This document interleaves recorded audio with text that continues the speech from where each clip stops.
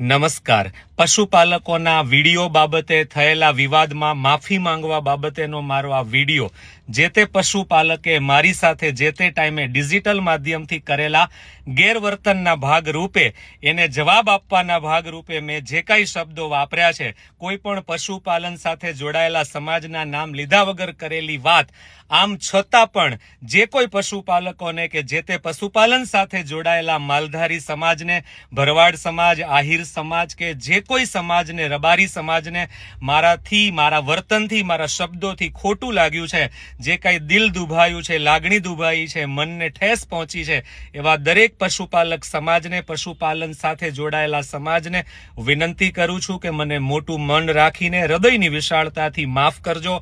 મને તમારો ભાઈ સમજીને, પોતાનો સમજીને મને માફ કરજો. મારે તમને ઠેસ પહોંચાડવાનો મારો કોઈ જ ઈરાદો નથી. તમારી લાગણી દુભાવવાની પણ મારી કોઈ જ ભાવના કે હેતુ નથી.